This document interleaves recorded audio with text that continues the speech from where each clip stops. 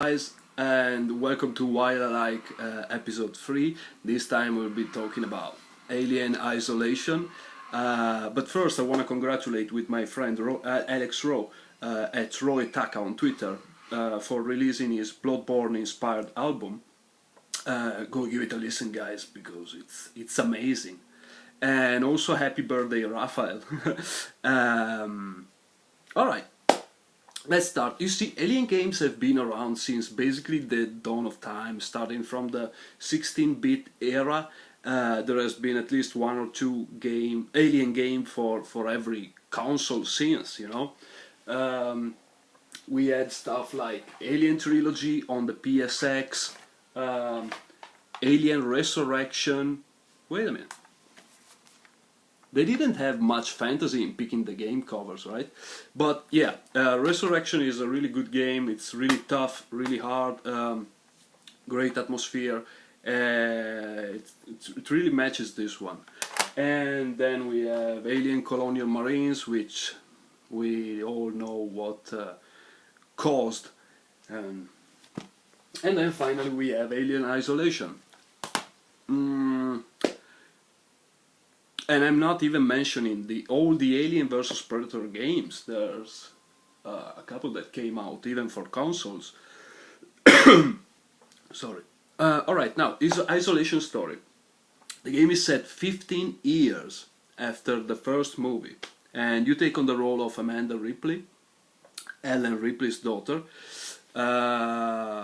which is hinted at in a deleted scene from Aliens that wasn't included in the theatrical version but got re-added to the movie in the 2000-something re-release. I know it's a mess, but... So Amanda is focused on discovering what happened to her mother. So her, along with the crew of the Torrens, board the Sevastopol space station. On the Sevastopol, we will also find the Sixon, which is a competitor for the Weyland-Yutani Corporation, and which does, kinda cheap products that doesn't quite match Weyland-Yutani's quality. But anyway, once we board the Sevastopol, everything goes to shit, basically.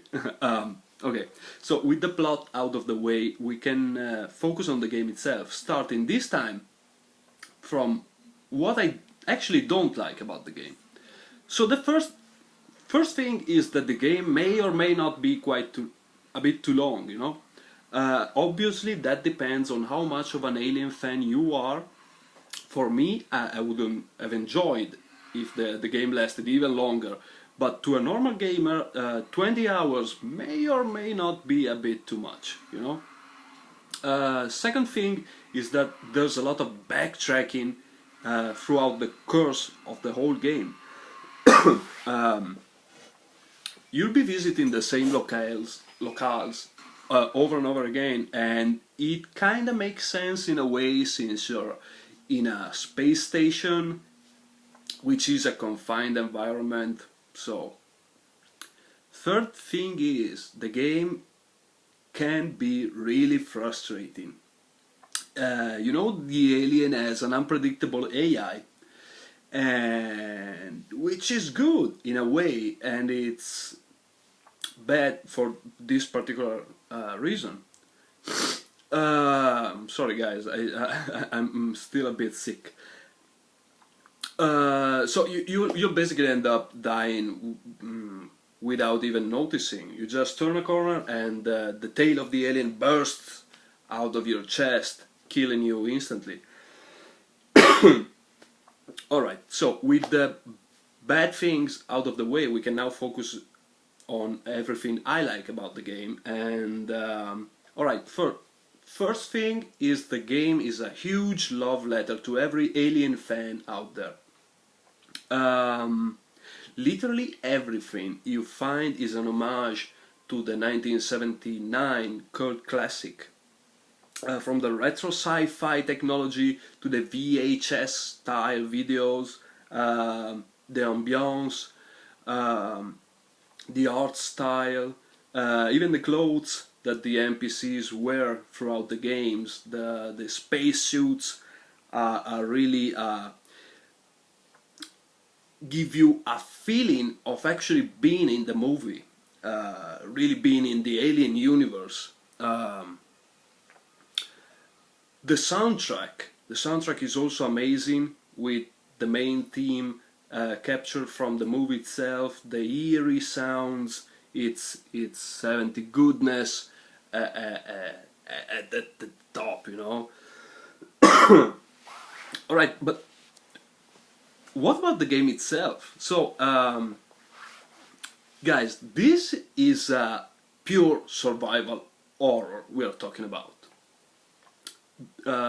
There's only 3 types of enemies, by the way, which are humans, which are residents of the Sevastopol, basically trying to survive as you are, androids made by Sixon gone berserk, and that, by the way, scare me to death.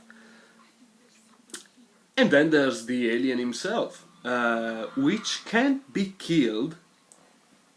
Yeah, you heard that right. And he can be scared, though, by using fire, of course, just like in the movie.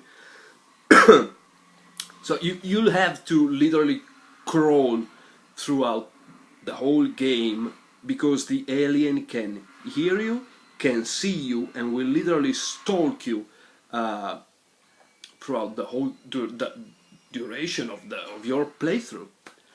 Kind of like what the Nemesis did in Resident Evil 3, and what the alien himself did in the first movie.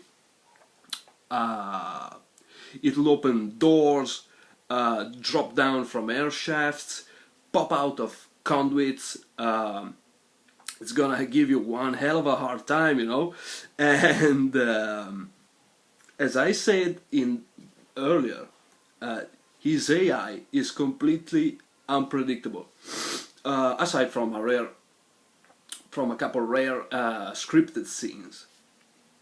So before I wrap this video up, let me say this: if you guys want to experience a true horror experience, I said experience twice, but if you want to experience a true horror game, look no further than this game. It delivers.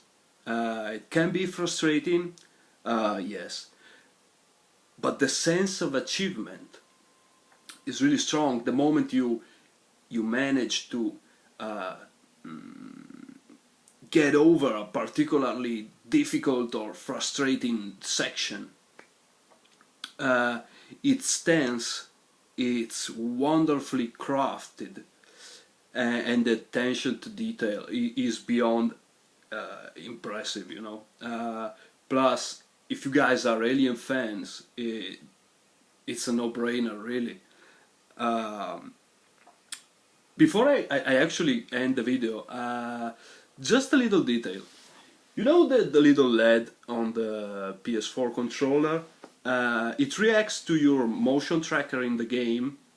So if you play in the dark, when the scanner scans something moving, the game will emit a white pulse. It's really amazing. Alright, so thanks for watching, hope you enjoyed it. Let me know what you think of the video and the game in the comments below. Follow me on Twitter at PRSBK71, and and remember, in space, no one can hear you scream. Ciao!